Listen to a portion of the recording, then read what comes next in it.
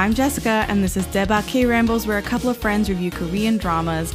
And today, I have a special friend with me. I have Carol from the Kdramatics Club. Hey, Carol. Hi, thank you so much for having me. How's everyone doing? For her Mandarin listeners, 大家好，我是 Carol. 我想谈谈上浪觉这部剧太棒了. So super excited to be here. Carol, you blew my mind with the Mandarin. I had no idea that you knew how to speak Mandarin, but that goes hand in hand with what we're going to talk about today because we're not reviewing a Korean drama today. We're reviewing a Chinese drama, a C-drama today, the very first one for the podcast feed.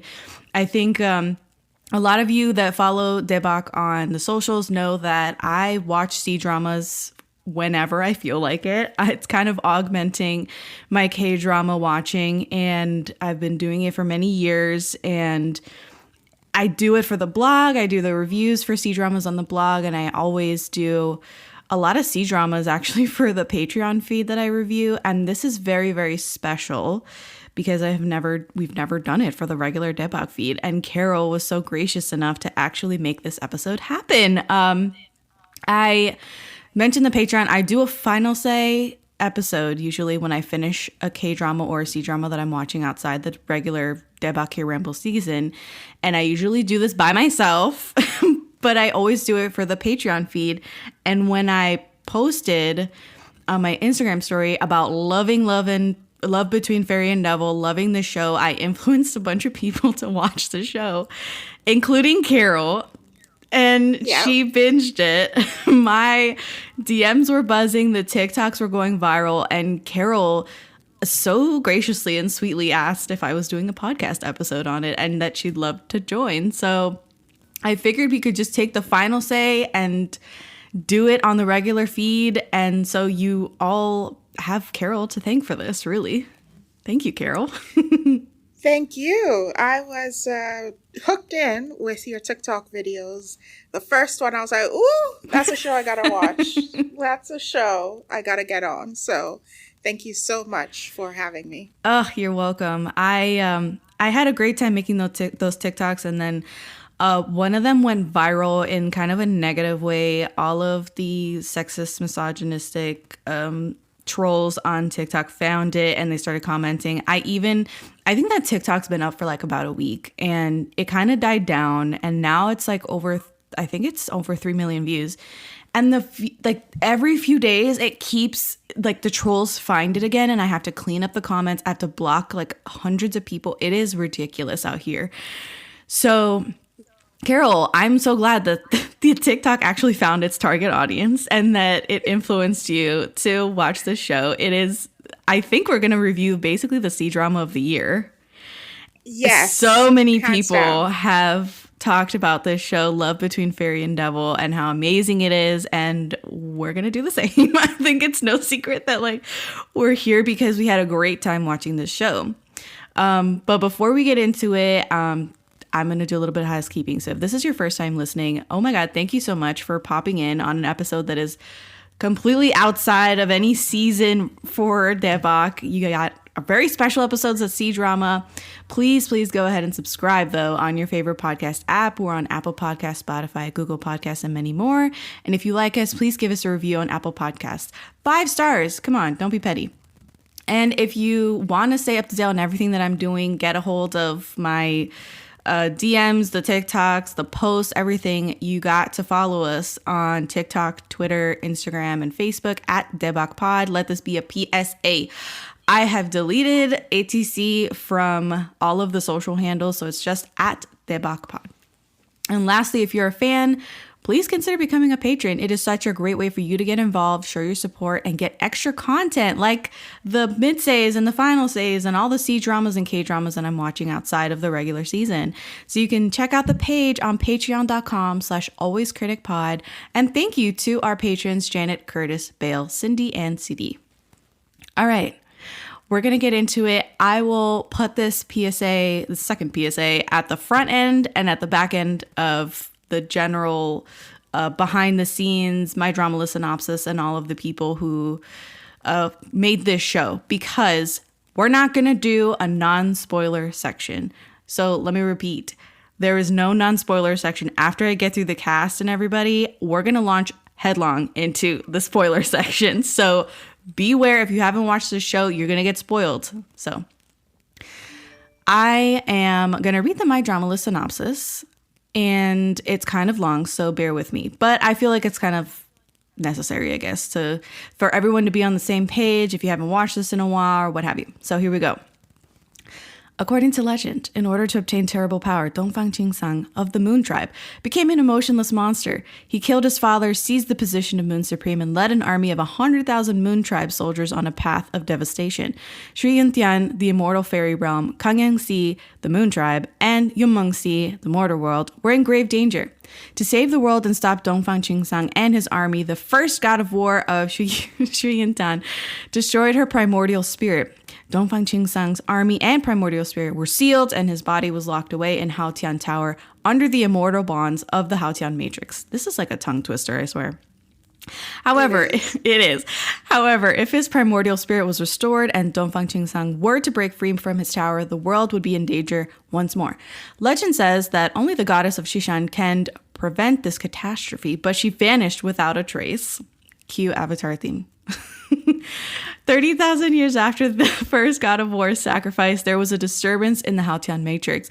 While attempting to help the new god of war reinforce the Matrix, Orchid, a weak and low-ranking flower fairy, accidentally finds herself inside Haotian Tower and face-to-face with the Moon Supreme himself. Their encounter sets off a chain of events that threatens to change the fate of the world once again. All right, that was really long, but that's basically episode 1.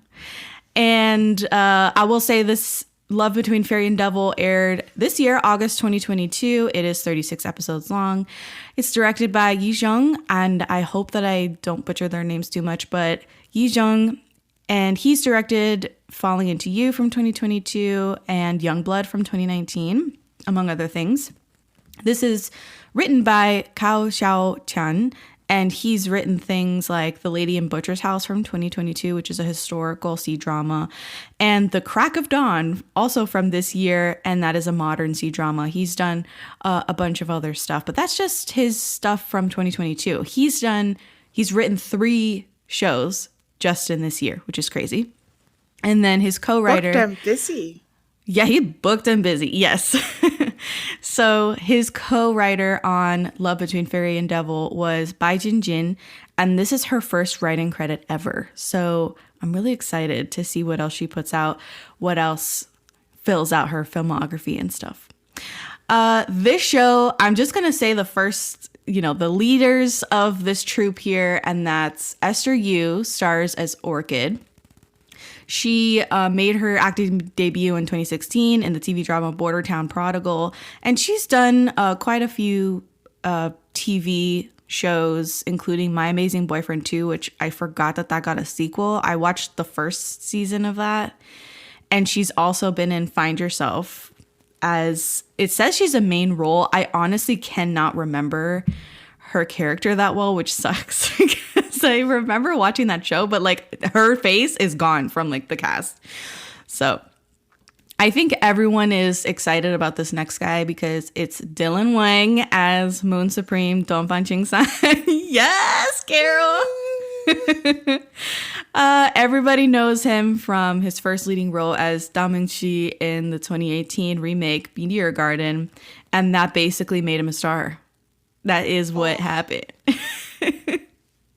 Carol's head against the wall, completely, just so overcome. This episode is brought to you by Nordstrom. Whether you're packing for a vacation or dressing for a wedding, Nordstrom has head-to-toe looks for wherever summer takes you. From swimwear and bold color to romantic florals and dresses that make an entrance, find the right style for every unforgettable moment. Shop new arrivals from brands you love like Farm Rio, Free People, Vince, Waif, and Stod. Plus free shipping and returns and styling help whenever you need it make it all so easy. Shop now in stores at Nordstrom.com or download the Nordstrom app. I've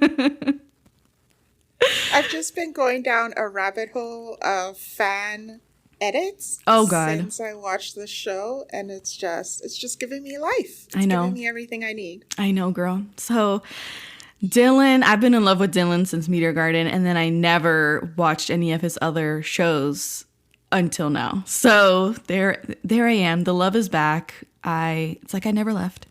And I think we're gonna say another PSA here before we get started. You will be spoiled in the next few seconds. If you have not watched the show and you want to stay unspoiled, you should watch it and then come back here for this review. Okay, Carol, girl, what happened? Tell me what happened. How did you love this show? Oh my gosh, it took me on quite the roller coaster. So I think that when I saw your TikTok where he like comes to save her, I was like, oh my God, I gotta watch that show. Like that whole eclipse of the moon, and then the moon goes away, and then he shows up and people dissolve. I was like, this is it. This is it. So I started, and in the first couple of scenes, we see her so enamored with the god of war, Changheng. Oh, sorry, I said the wrong name. Yeah, Changheng. Yeah, she was enamored with Changheng, and she does this, I'm gonna sacrifice myself to save him. And I'm like, girl, it's not that deep. It's not that deep. This guy hasn't even shown you that he's interested. So she goes into this tumbling, I guess, prison that they have made. Yeah. And she falls into DFQ. Yeah. Is that what we're calling it? We can call him DFQC. DFQC. Yeah. And she falls into him and they have their first kiss. And I was like, wait a minute. You shook the table and everything. Yeah. I'm sorry. But I was just like, wait, this is episode one. We're getting a kiss in episode 1 in a historical drama. Yeah. I'm gonna take it. I was sold. I'll take it. It was just fantastic. And the whole kissing to switch bodies and I was living for it. It had Freaky Friday Secret Garden up in there too, because they swapped. It was a body swap for they did it like 2 times, I think. Then they swapped back too. Yeah. So what is that? Four kisses right there, just from them body swapping. Yeah. I was living. So you were hooked immediately. Yeah. Same. So what happened with me was that I had seen some edits earlier in the year during the summer when this was airing, and I was like, oh my God, this is like fucking right up my alley. Like, I really want to watch this show. But I was in the middle of doing a lot of K-drama watching for the podcast for the season 3. And I had no time outside of that to really dedicate to watching a C-drama. And of course, C-dramas are kind of, what's the word? They require a lot of time because it's not just 16 or 20 episodes. It's always like 50, 60 episodes or something. It's a big commitment. So I was like, I can't do this right now. So I didn't. Then the season ends, or season 3 of Daebak ends, and I have some time, and I thought, oh my God, I'm gonna press play on Love Between Fairy and Devil finally. Girl, the first freaking couple of minutes, I was like, this is it. Like, I'm hooked. I can't wait to finish this show. And my only thing was, oh my God, it's only 36 episodes. I think that's very accessible of a C-drama.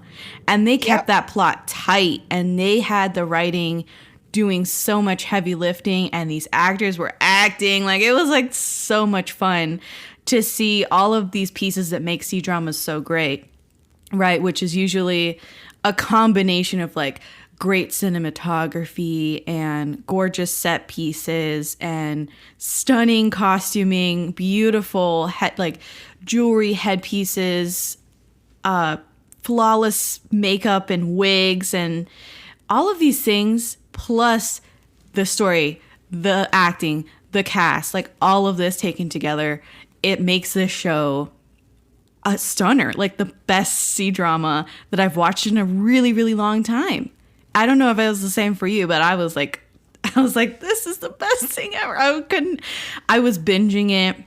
And funny thing is, I posted all those TikToks, and then I kind of sat back and was like, I gotta calm down. I can't get through this too fast because I want this to last.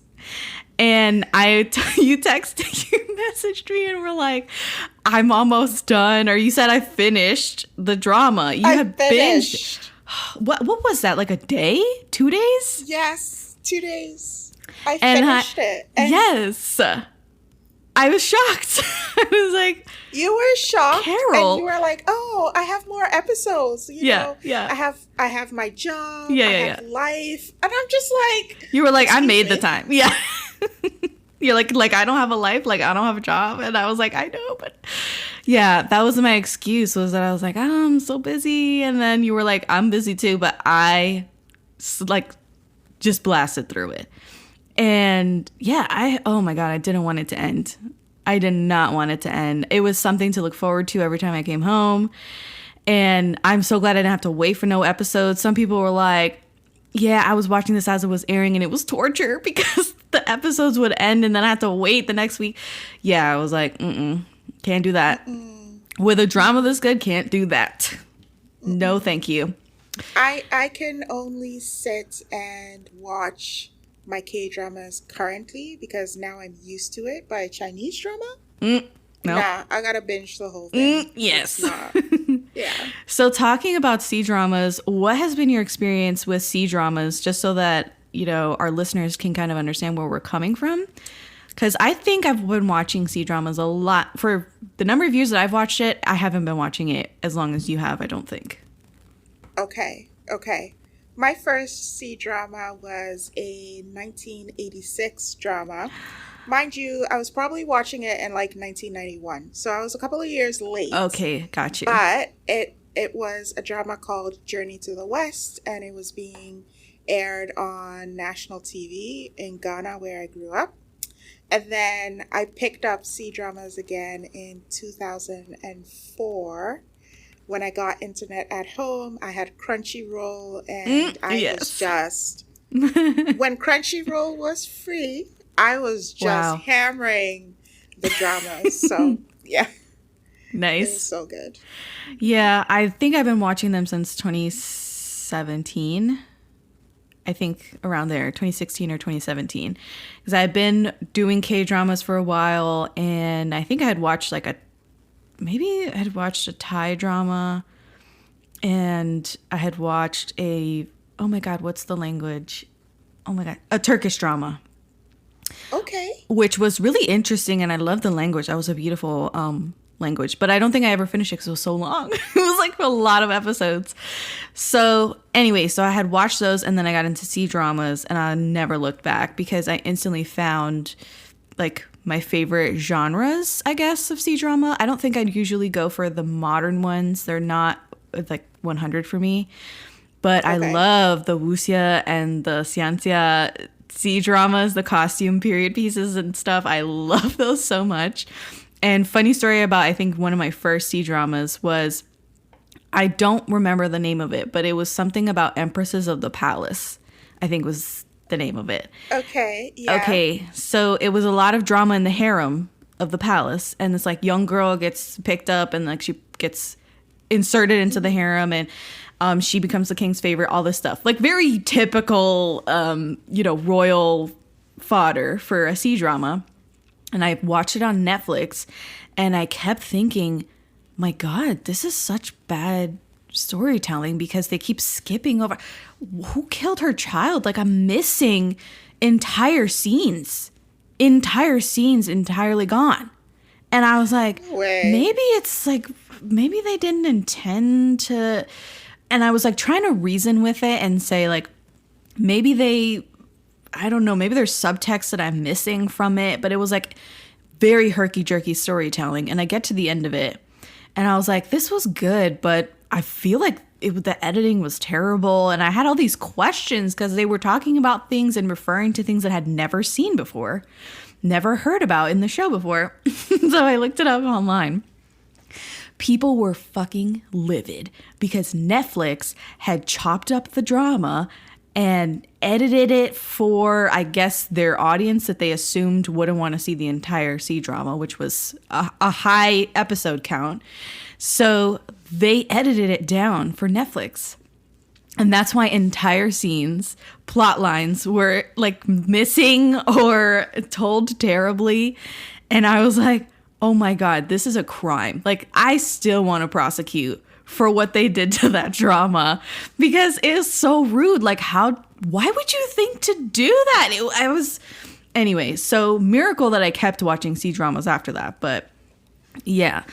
I would like to know, what are your favorite genres of C-drama? And if you had to carve out a Mount Rushmore of C-dramas, what shows would be up there? Ooh, okay. Genres. Rom-com or romance, propaganda, teenage school. Oh, yeah, okay, yeah. And wuxia and yanxia. Those are so good. Okay, I kind of feel like we have basically the same tastes in C-dramas because K-dramas, I will go all over the place for genres. I could do thriller, I could do this, I could do that. Yeah. But now for C-dramas, I have kept the same formula since I started watching, and it's always like romance, rom-com, historicals, period pieces. If you're talking about immortals, I'm like, yeah, sign me up. Like, this is very similar to my taste. So cool. So we walked into this basically guaranteed. No, not guaranteed to like it, but it's made for us. Exactly. Highly possible that we will enjoy it. And we did. I feel like compared to other wuxias we've seen, one, we didn't get as many kisses. Oh, yeah. I know I say kisses a lot, but like, it's important to me, okay? Same. So we don't get that many, and the stories are much longer. So we're looking at like that 70 episodes, etc. And the writing is not as tight. So yeah, I loved this so much. And what about your Mount Rushmore of C-dramas? What are your favorites? Damn. Okay, this is a very old one. Okay. It was with Rainy Yang and Mike He, and he was playing Devil Beside Me. So that's one. And then Ariel Lin did Tokyo Juliet and I Will Not Love You or I'll Never Love You with Bolin Chen. Okay. Fantastic drama. It was like a friends to lovers kind of drama. Oh, Lord. Sign me up. Oh, my God. Let me write it down. Oh, God. I'll send you the link. Okay, please.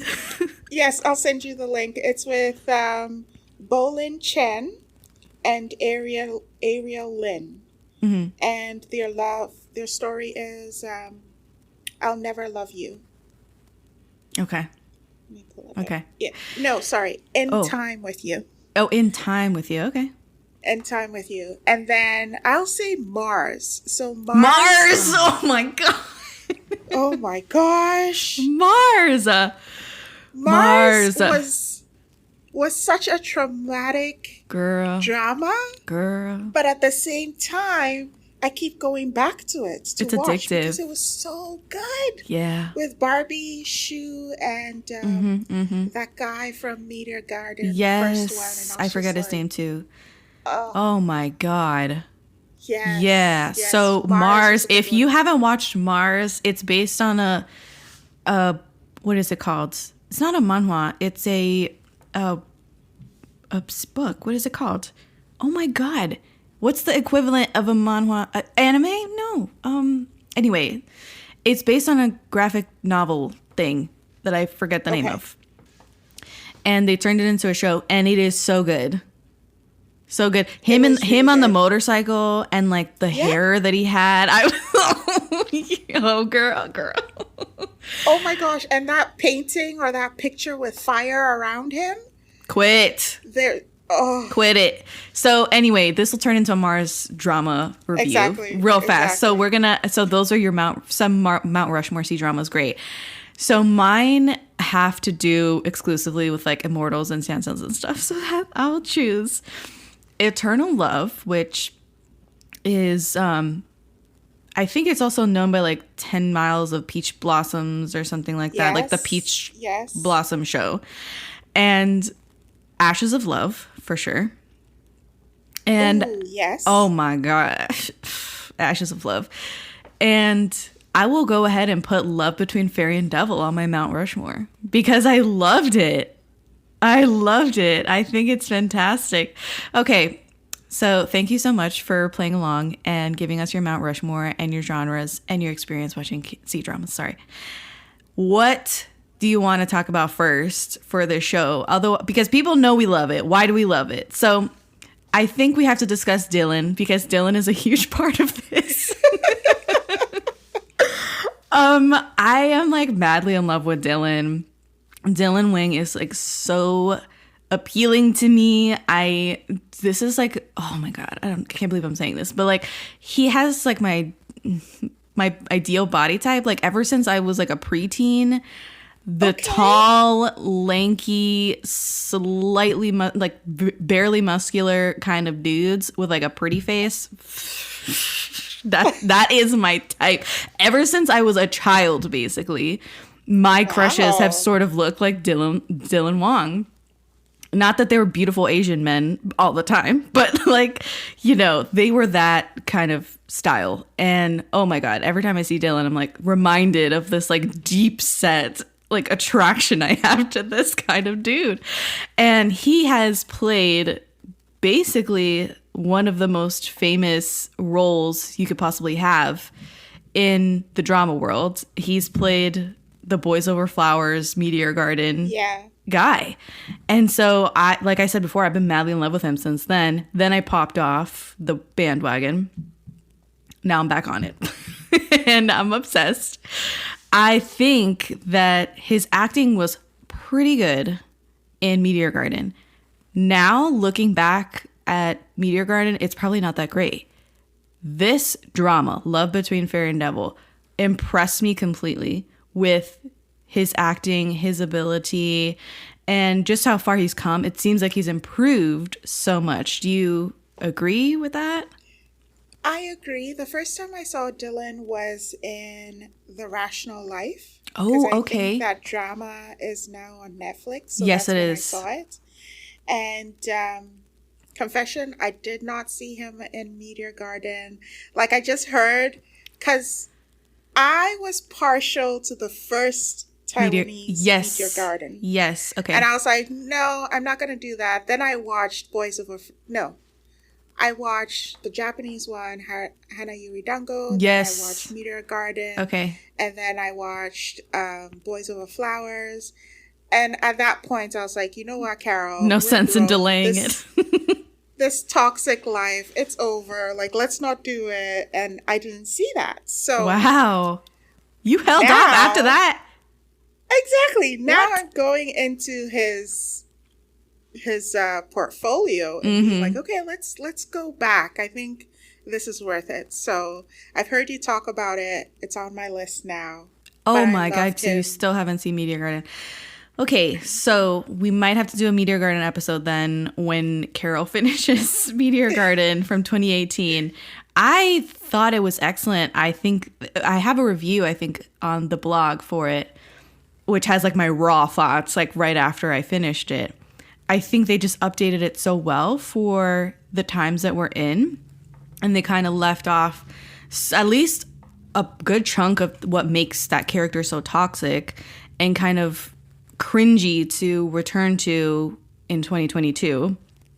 And Pineapple Head is such a great character because you find him so adorable and vulnerable in places and then like really hard and cool in so many other places. So he's got that cool dichotomy that he keeps up in this Love Between Fairy and Devil as well, where you're like, he's very vulnerable in places and other places you can't get a read on him. He's very careful and cold. So I don't know. I think he does that really well. Yes. Mm-hmm. So, okay, when this show started, I was over the moon with how can we swear on this show? Yeah. Fuck you all. I'm going to do my thing. This is the girl I want. This is mine. Very toxic, but he played it so well that I was like, ooh, yes, you sexy. I'm buying into it. Yep. And then you see him transform into this vulnerable person, not serving just himself or his moon tribe. He wants to be of service to Orchid. And I'm just like, ugh. Girl. It's the taming of the beast. It's the taming of the beast trope, which, of course, in real life doesn't fly. You can't just like tame a toxic, rude, tyrant dude with like kindness. But in this show, it's a fucking high fantasy C drama. It's fake. Give it to me any time of the day. Like, I love that trope. And I do love how you're alluding to his character arc, which amazing character arc that he has. He, like I said, starts off really cold and emotionless, really.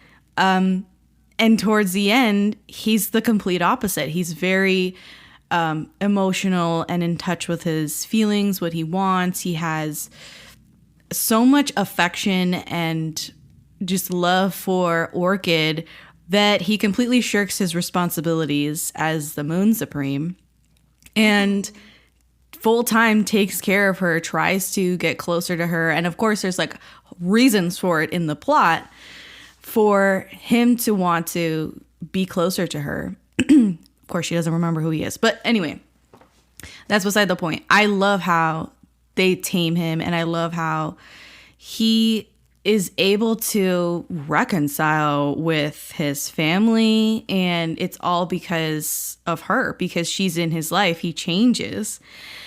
Oh my God. It's so beautiful to see his arc and to see, we can talk a little bit more about it. I mean, there's no reason to like not, but she cared for him a lot for the first maybe half of the show, or the bulk of the show, like 3/4 of the show. She's taking care of him. And she helps him reconcile with his brother and his dead dad. She resurrects his emotions tree, and like his, all this crap. She made him come alive, and she nurtured him back to life. And I really like in episode 18 when he's confronting his dad in the afterlife, and the dad is like, well, I had to do all these things so that you could become this Moon Supreme and learn how to harness hellfire. You had to get tortured, essentially, to learn that the emotions were no good. And like, you basically killed off something inside of yourself. And yes, it was, how do I put this?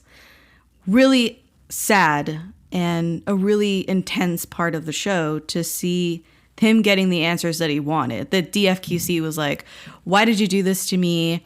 Did you even love me? And asking these hard questions. And the dad was like, it killed me inside to do this to you.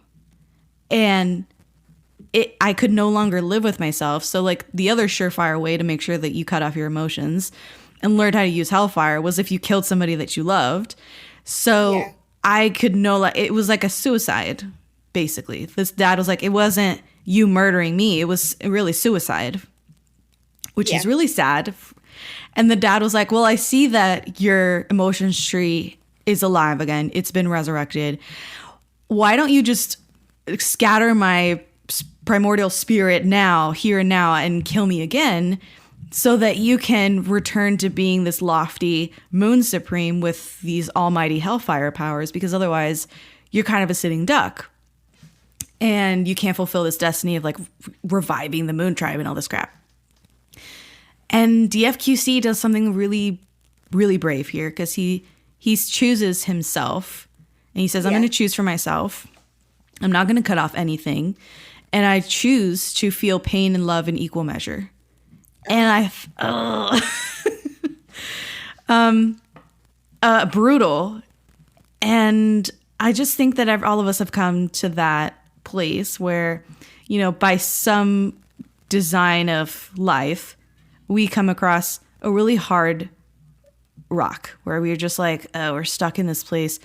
I would rather not feel anything than feel all this pain and suffering that I'm feeling right now. And this character is like, no, man, I'd rather feel everything than nothing. You know, I love that you bring it up, because in the beginning of the show, when he is in her library where Orchid works and lives, he starts, so because of their kiss, he starts feeling everything she feels. And I remember there was a particular scene where she is having a bad dream or a nightmare when she's sleeping, and he can feel what she's feeling. And he feels fear, and he's like, this is what I feel. I haven't felt that in so long. Oh my gosh, that's what it feels like. And then you see him later on in the show actually experiencing all these feelings of fear and grief and anger. And it's just so beautiful to see, because here's someone who could not emote, or whose emotions were cut off intentionally, to someone who is brave enough to want to explore it. And even his awkwardness in exploring things, like, for some reason, yes, I want you, I like you, Orchid, I'm going to spend my time with you. But then with his brother, he's like, oh yeah, he wants to kill me, whatever. Like, I'm not into that. And she's like trying to teach him how to hug his brother, smile at your brother. And he's open. That's the thing that I really loved about his character. As he was growing, it wasn't just, I'm just doing this for you and I'm going to concentrate on you, but he was showing it to his first-hand man, to his brother, to the leaders in the Moon Tribe. Right. Beautiful. Yeah, I agree completely that the show, I think C-dramas normally take the bad guy villain-ish trope, that he is the archetype of that, and they only apply any goodness and benevolence and love to the female lead, like the one person who is like, can, talk to him the way that she talks to him, you know what I'm saying? And be close to him and stuff. And in this show, they extend it further than her. Orchid for sure gets the brunt of his love and affection and care, but, she teaches him that everyone else deserves that much as well. And especially your brother, especially your right-hand man, who for the large part of the show, he was like, I can't even trust him. Like, I don't trust anybody around me. And she's like, he's extremely loyal to you. Of course you can trust him. Like, she sees straight through everybody. I thought that was a tremendous thing to have in her character, was she may not be strong physically, but she's super strong relationally and emotionally. She's got so much emotional intelligence and intuition, and she's constantly reading the room and translating subtext and undertones to DFQC, who's completely clueless half the time. And they complement each other, and she's the one who ushers in this era of him being more intuitive emotionally and what's the word, not straightforward, but forthcoming in his emotions, and a great initiator, because the brother is it was brought up the same way. He cannot really bridge the gap here between him and DFQC. And she's like, hey, it kind of seems like your brother wanted to talk to you about something in that conversation you were having. She just like has to tell DFQC, like, hey, I think you missed something here. And she's great at that. It's amazing to see that, even though Orchid is so weak, like they call her weak even in the My Drama List synopsis, that she's really actually very strong. Yeah. Relationally and emotional intelligence, she has it 100%. I do think that it's a wee bit of a struggle for me to believe. And Carol, you can, this is a fantasy drama, I have to remind myself, because I think I wanted to see a moment of hesitancy for her, especially when she was gung-ho about you do not kill the fairy kingdom. Those are my people. That's where I grew up, yada, yada, yada. And then you find out that actually the fairy kingdom ain't shit. Like they're not that good. And one of them is the reason why your parents died. So why are you holding me back from killing them off? Like there was never a moment of, yeah, these people are bad, but I see what you're saying. Still can't do that. I see what you're saying. She never struggles with who's good and who's bad. Yes. She never does. She kind of thinks that there's good and bad in everybody. Or that there's good in everybody. Yes. She did believe that he was bad. Well, she believed she believed he was ambiguous at first. And then she hears stories and she's like, oh, you're the bad guy. And then she sits with herself and she's like, actually, he's been very good to me. Like, I think y'all are just misunderstanding him. And that's when you see her trying to protect him, trying to hide him. And she did a very good job of that. But in terms of I guess her superpower really is seeing through people and understanding what their motives are and why they're doing the things they are doing. And she just happens to be correct. So I love that about her character, but also I'm like, girl, give me some revenge. Give me some good revenge. Yes. She never takes the low road, so to speak. Michelle Obama would love her. I love how you bring up that she kind of had this skewed view of the Moon Supreme. And obviously she didn't know that DFQC was a Moon Supreme for like a long time. Like he was lying to her. And she's talking shit about the Moon Supreme in front of him. And she's like, oh yeah, like he loves to eat like dirt or whatever. Like she has all this like crazy misinformation about the Moon Supreme passed down through legend, basically, because it's been 30,000 years since he's quote unquote died. And he gets upset. It's like very cute to see. But finally, I like when they've swapped bodies. She's in his body and he's in hers, and they're in the Moon Supreme Kingdom. They're in the Moon Tribe Kingdom, sorry. And she sits down to eat, or I guess her in his body sits down to eat. And she's like, oh my God, what are they going to serve me? I heard that he likes to eat live animals. And it's like this crazy, she's freaking out in his head because she thinks she's about to be served like some crazy dish. And they like unload like all of the dishes. And she's like, oh, this looks even better than what I eat in the fairy kingdom. Like this looks really delicious. And she's like pleasantly surprised. Things like that really kind of break down her prejudice or you know, the misinformation that she has about Moon Supreme.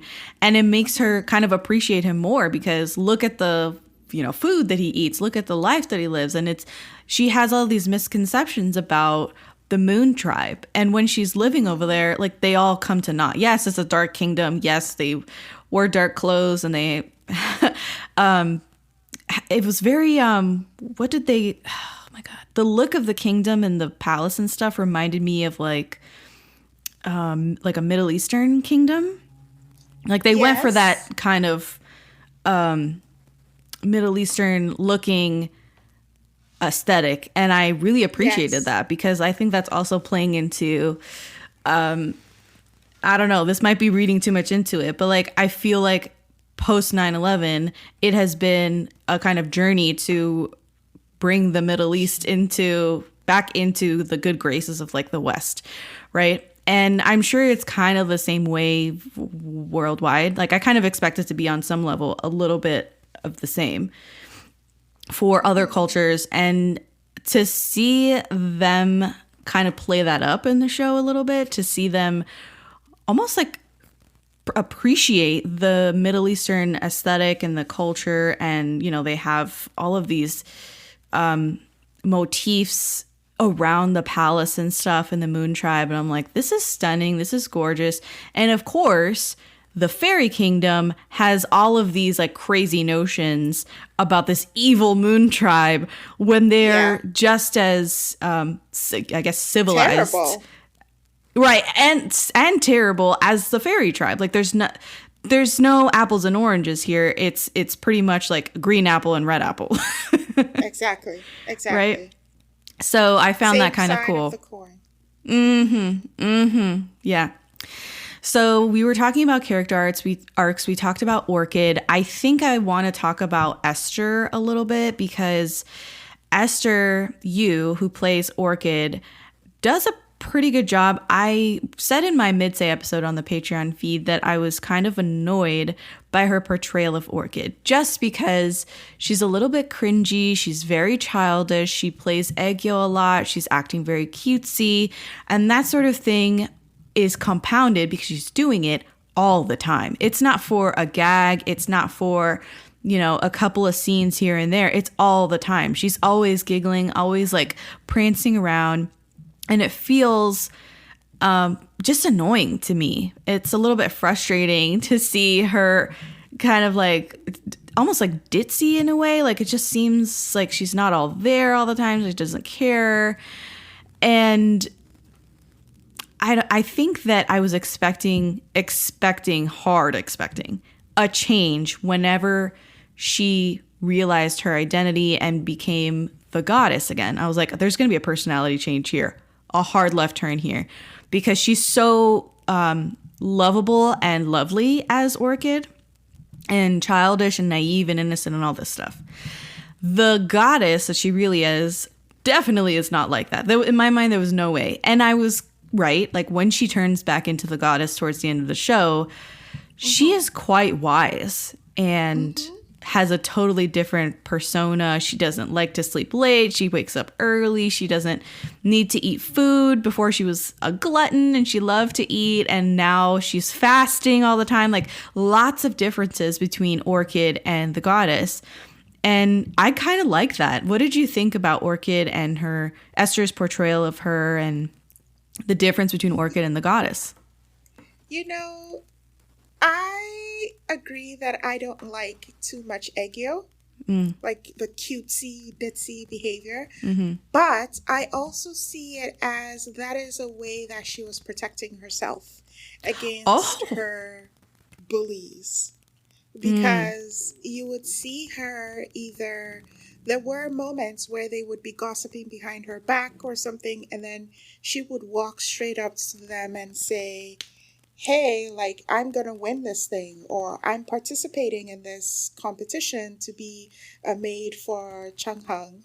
And apart from that, when she is by herself, though, she does have this childlike, she has no friends, she's not really interacting with people. People only come in, take their leaf books and leave. And her friends were the fireflies. Were they fireflies? Like flowers. They were the flowers in her garden that were like cultivated enough to like take human form for a couple of minutes and then like go back. Exactly. So I feel like she did have she's lovable. And I think that's why Changhang fell for her too in the beginning, because she was so caring of him when he was injured. Well, she's a nurturer by nature. Yeah, exactly. Ooh, look at that. Ooh, girl, yes. I love that. And then you would see her sort of play up this role when she was being bullied. Just so that I felt like she was using it as a protection mechanism sometimes. And then other times it was, okay, when I have to stand up for myself, I'll stand up for myself and then, run away or walk away. So I liked her. I think it was enough. I think her being that way really amplified the way Dongfang Xinjiang DFQC, yes. DFQC, yes. Sorry. It's a lot. It's a lot to say. Like every time you say his name, it's like Dongfang Xinjiang. Ugh. Exactly. DFQC. Okay. So you could see the contrast between the two because of just how much she played her Aegyo. It was. It makes him It look was even fantastic. even worse, I guess. I see what you're saying. Exactly. Because they're complete polar opposites. When he Yes. doesn't have emotions and his tree is still like rugged and nasty. Yes. The difference between them is wild. You know, she's Agreed. like sunshine and he's like the moon. Like it truly is like he is the moon supreme. Very, Yeah. you know, barely. Well, I can't say like moon barely gives off light, but you know what I'm saying? Like he's dark and she's not. He's brooding and she's not. And yeah, the juxtaposition of them is drastic, especially because of how she's playing it. Yeah. Yeah. I want to hear some of your favorite scenes. My favorite scenes. Oh my God. So they have to do a lot with me swooning over whatever is happening. I swear to God, I cannot believe how many swoon-worthy moments are in this show. And I think that my favorite moments were, this is a long list. I have a laundry list here. So feel free to jump in with whatever you have, if you agree or if you have something to say about these. So anytime DFQC takes care of Orchid, i.e., collecting morning dew for her, taking her to see the sunrise, making her flower soup, etc. All of this stuff completely sent me into a tizzy. What you have like your hand on your forehead, like. I remember texting you like, if you're not picking morning dew for me, do you even love me? Yes. If you're not taking me to see the sunrise, do you love me? Like it was so swoon-worthy. I died. I was like, if your man's is not collecting morning dew for you and taking you to see the sunrise and making you flower soup, dump him. Like no, we don't want him. Okay, he is not goals. Anytime that he saved her in the show, we mentioned one where he causes an eclipse, splits the sky, and saves her. I think that was the first time, but he constantly is saying really dumb, cheesy shit when he shows up that I ate. I was like eating it up. He was like, "How dare you touch my woman?" and like saying things like that when he showed up to save her. And I was like, hand over heart, I am living for it. I don't know why I am this way, but like it's scratching an itch that I have, and it's really fun to see. Not fun, like, you know, going on a merry-go-round fun. I'm talking like fun entertainment and like, I don't know. I'm swooning with every time he saves her. That first time was great. When he said, oh God, when he saves her in front of the Lord of the Fairies or whatever, and they're in this giant throne room and they got her strung up in the middle and they're whipping her with this magical whip. Girl, he shows up and like he's got all the hellfire like swirling around, and he says his cheesy line and like he comes up behind her and like puts his arm around her. Fuck. We're spazzing right now. Let's explain exactly what happened. So she is in her initiation thing to find her purpose. Yes. And it doesn't work out. And they like trying to, what isn't it? The great turtle is verifying all of their identities before they're initiated as immortal fairies, whatever the hell it is. And the turtle, she goes in, the turtle's like, hey, I know you. And she's like, what? And like, he just gives her some like obscure answer. Like, it's not time for you to like be here. It's not time for you to be a fairy. Like, it's good to see you, old friend. And she has no idea what's going on. It spits her back out. And the turtle doesn't say anything about her. And everyone's like, this has never happened before. Oh my God, she's not an orchid. What kind of thing is she? Like, there was no confirmation about who she is or what she is. So they got really sus. I think, what did the guys, the Lord of the Fairies, like sent down like what? A fire, something to harm her. And the hellfire bracelet, like the bracelet made out of his blood. Yeah. It activates and like sends up like a flurry of hellfire to protect her. And they're like, oh my God, what was that, hellfire? And then that's when they get really suspicious of her and they string her up to try and figure out, who is she? Is she from the Moon Tribe? Like, what's going on? And Sis is like, I ain't got a fucking clue. Like, I don't know. I'm not the bad guy. Like, I don't know where I'm a fairy. I'm a fairy. Yeah, they're like, where is Dongfang Chingsang? And she's like, I don't know. I thought he was dead. Like, she has no clue. And he shows up. So while she's in pain, he's doing his thing, trying to revive the Moon Tribe army, and he feels her pain. Mm-hmm. So he shows up while she's like being strung in the air with these gold, I guess, chains. Yeah. And he comes behind her and grabs her waist, and we see that shot of his hand coming around her waist. Yes, but then they pan up to his face, and he's just like he looks up at the guy, glares at the man, and I'm like, oh God, it does something. Like, I just and then he's like, I know. And then he like gingerly like sets her down, and he's like, dealing with her while they're in the bubble of hellfire. Like nothing can penetrate this shield that he put up. And he's just like taking his time. He's like, are you okay? She's talking like, you lied to me. And he's like, sorry about it. Like there's not like nothing he has no emotions at this point. So he's just like, yeah. Oh my God. And then he like reaches out to the side and like gets the bracelet that she had thrown out, and like puts it back on her. Like it's very like, oh my God, a lot of possession happening. Yes. And what's it called, like territorial stuff that feels very like animalistic, but I don't know why it works for me. I don't know. What does that say about me? Exactly. That's something to explore with our therapist. Yes. But when he's like, how dare you touch what is mine? I was like, ooh. You better tell him. Every time he saves her, I am swooning. Yeah. Oh, God. Absolutely. So I don't know if there's any other times that you can think of that he saves her, but those are like the two main times that I thought of right now. He takes the 51 bolts of lightning shirtless. Oh, I was gonna the emotions that went. In there. Talk about it. Oh. Go for it, because I think you had a slightly different reaction than I did.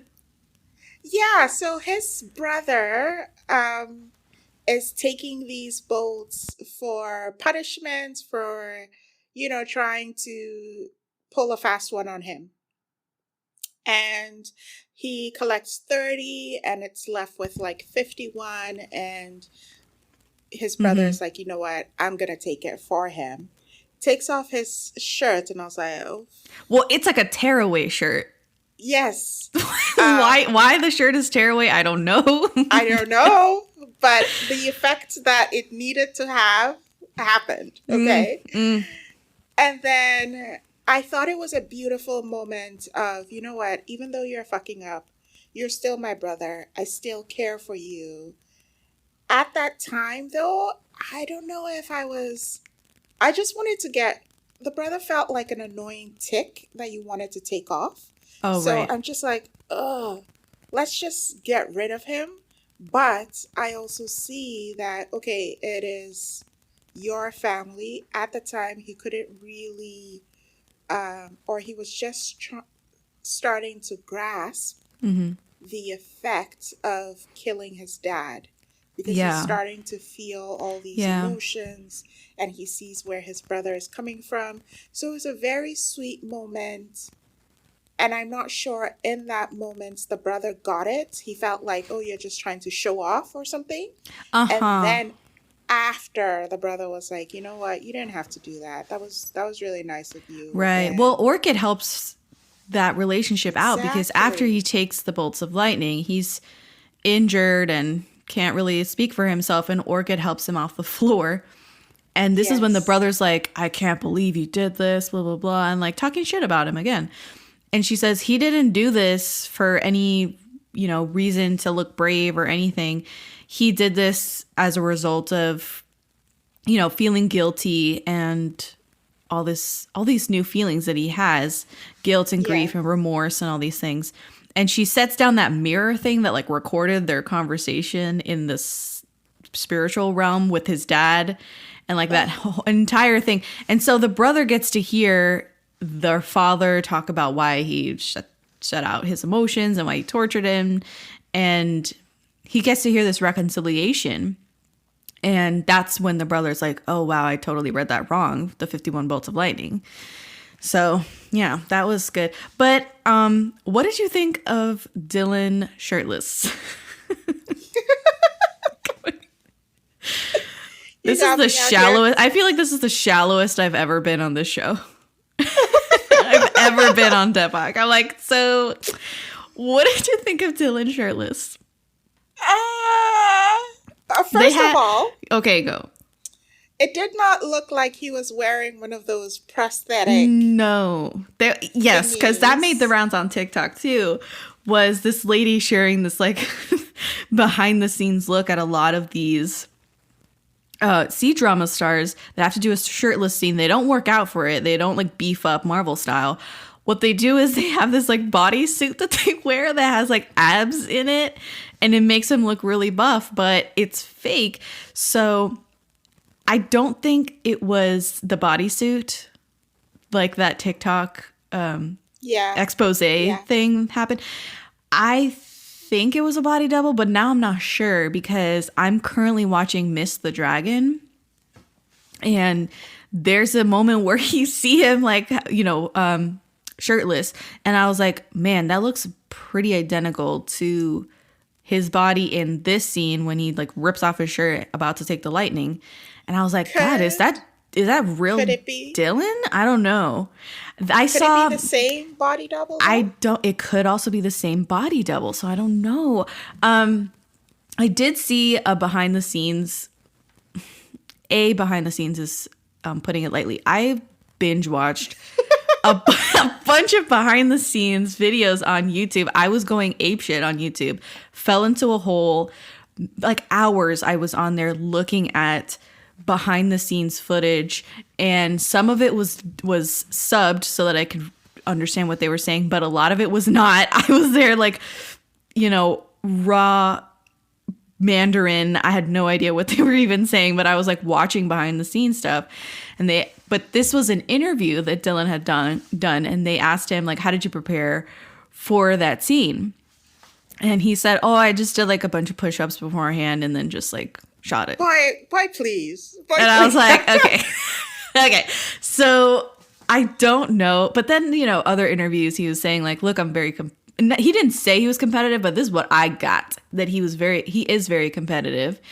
And if he sees other peers or C-drama stars that are posting like gym selfies and shit, he'll go to the gym. He like wants to one-up them. He wants to look really good. And yeah, so he goes to the gym and he works out and stuff, but I don't know if it was like all that, you know what I'm saying? I don't know if it was enough to pass for me thinking it's a body double. Yeah. I don't know. He's real thin. I don't know. I don't think I thought about, he could be like slim thick. He could be. Slim thick. Carol, I've never heard that in my life. What do you mean? I've never heard slim thick. Oh my God. Okay, talk to me.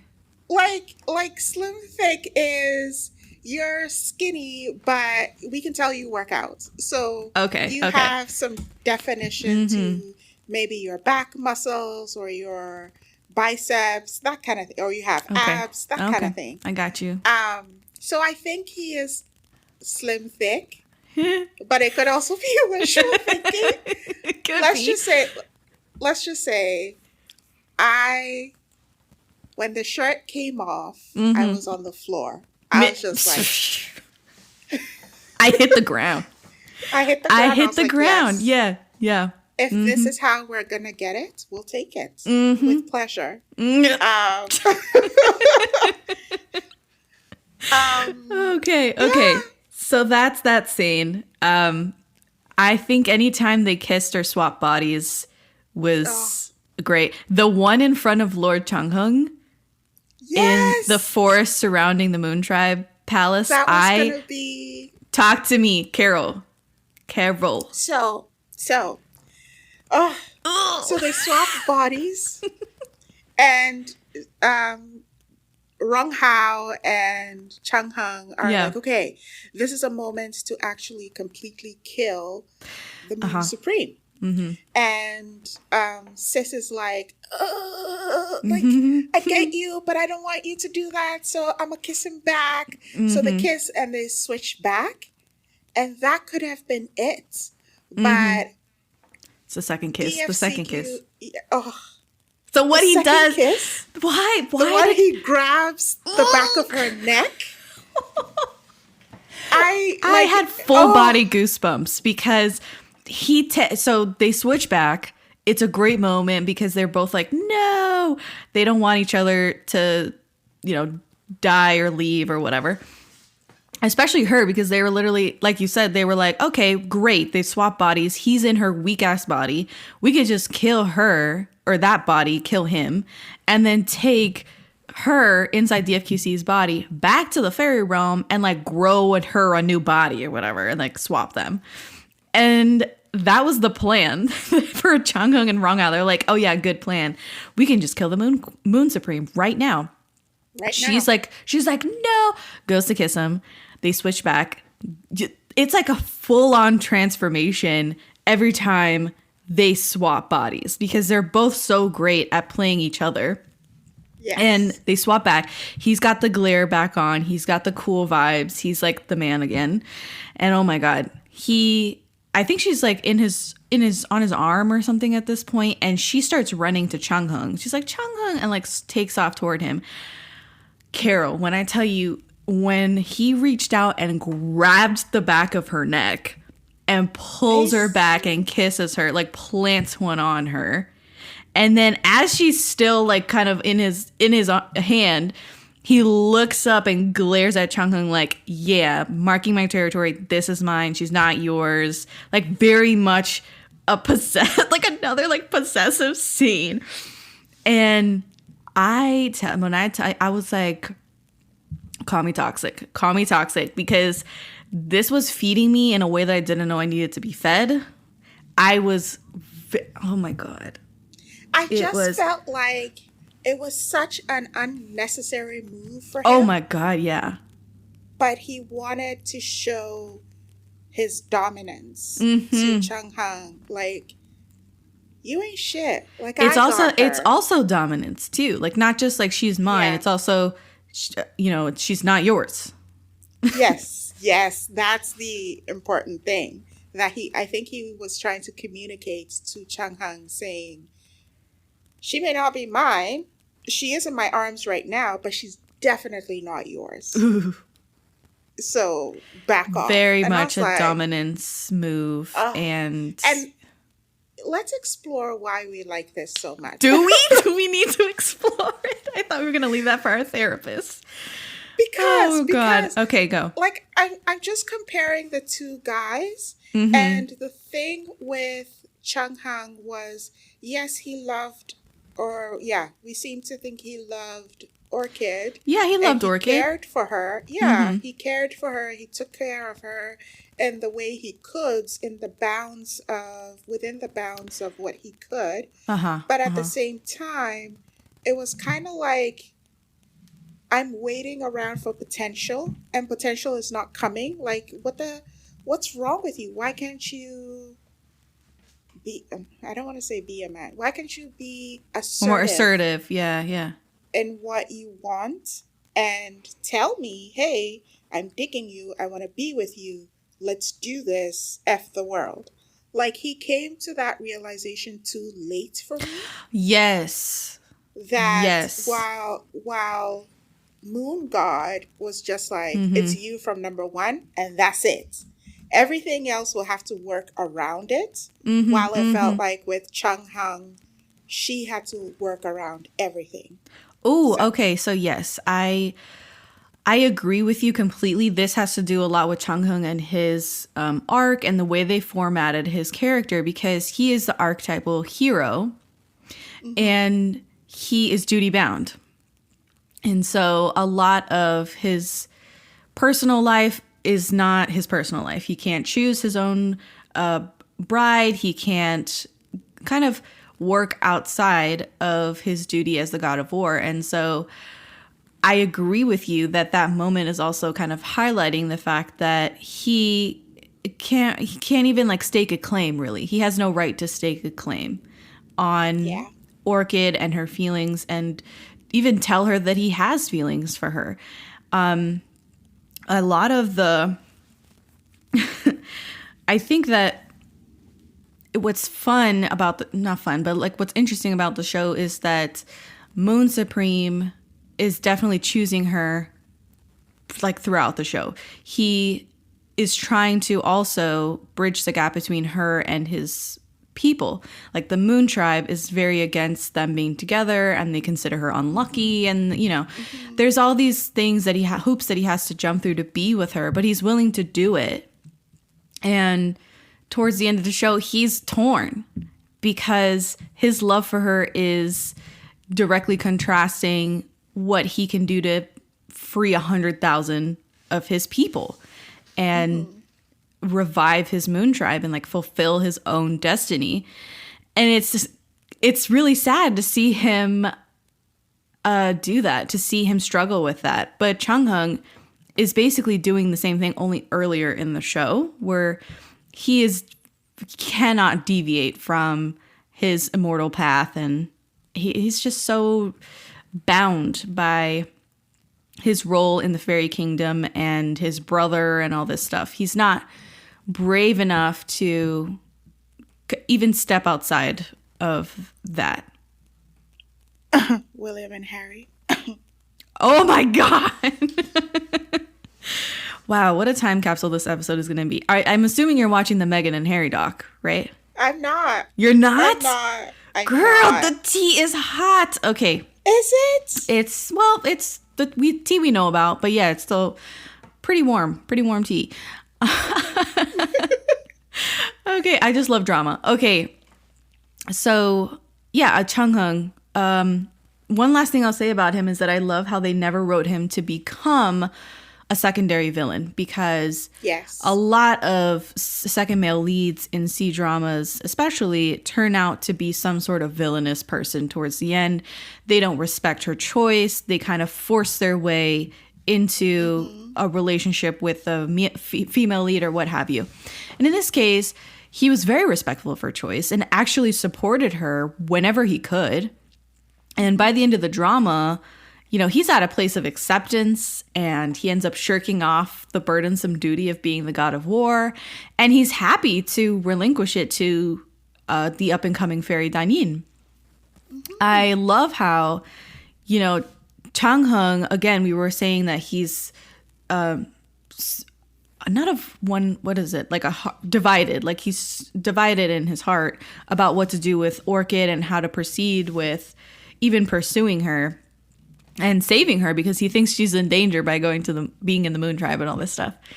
But by the time they come back from their mortal realm trial, like he's like full on like, fuck you, I don't want to be the god of war anymore. I don't want to fight your battles. You're just a warmongering dude. You just hateful, and I don't want to be doing your bidding anymore. And he has this whole like, there's a rift now between him and his brother, and it's great to see he helps them get away back to the Moon Tribe. Yes. It's great. Like he actually takes a stand at that point, and it's still a stand where he's supporting her. He's not like trying to woo her at this point. That just got me to the next kissy when he's super weak. Stop. And she gives him she said stop. And she gives him her blood because she's like, my blood has healing powers. And he's like, don't be giving your blood to just anybody. Yes. He's like, don't do that, even for me. Even for me. And we have this in your lap kiss that was supposed to go on, but we had some interrupters. I was just like, can you guys go away? It was such a precious moment. Such a beautiful shot with the fireside by you them. Got the campfire, the cozy campfire. She just saves him with her blood. She's desperate. And yeah, he tells her don't do that again, even for him. And he starts asking her, like, why did you save me? Why did you come back to the Moon Tribe? You had a way out. Yeah, I know that all this time you've wanted to go back to Shuyun-chan. I know that you've wanted to go home. Why didn't you take this opportunity to go home? And she deflects. She doesn't want to talk about it. And then he grabs her and pulls her back into his lap. And then he's like, he's gently like whispers again, like, why did you save me? And before she can respond, he like kisses her, and it's such a culmination. What a moment. It's been a long time coming because they had been throughout the mortal trial just at odds with each other, bickering, and weren't kind of succumbing to their feelings at this point, even though everyone knows they got feelings for each other. And oh my God, it was great. And they're in wedding attire. Like, you're just Speaking of the mortal realm, when Chung Hung comes to the realization, like, he likes Orchid, and then Moon Supreme walks over and he's like, oh, you're meeting my wife. And I'm like, bro, you're doing the same thing again?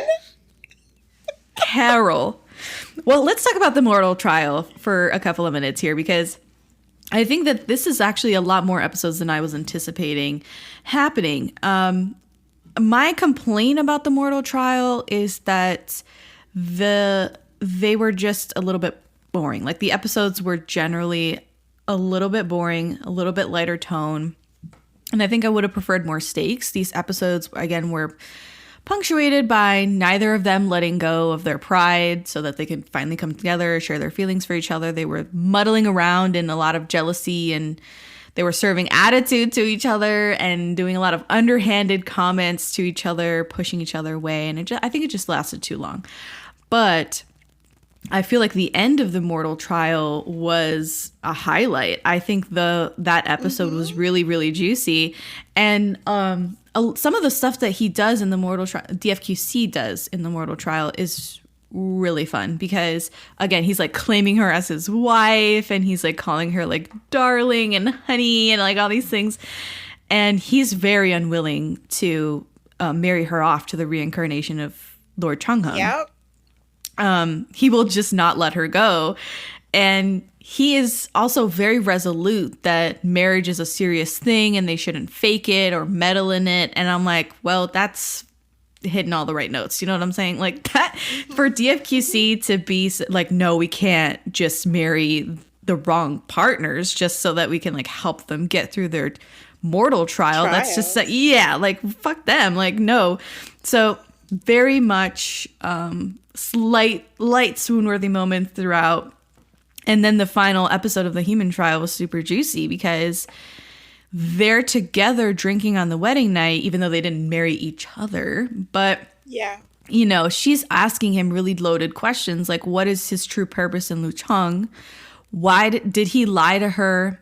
And she refuses to go along with this plan that Rong Hao had developed, that she has to poison him, and she refuses to poison him.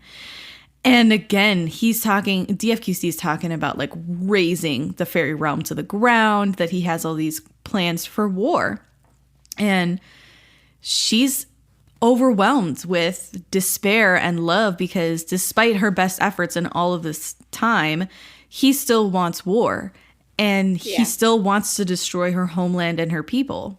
So she's torn, she's devastated and very sad, but then you have this fight scene because like they possess Lady Chidi with like evil chi, and she like comes after them, and they Rong Hao put like a evil chi bead in the fairy with Orchid's headpiece and stuff. So like that goes off. It's like a little bomb of evil chi, and he saves her.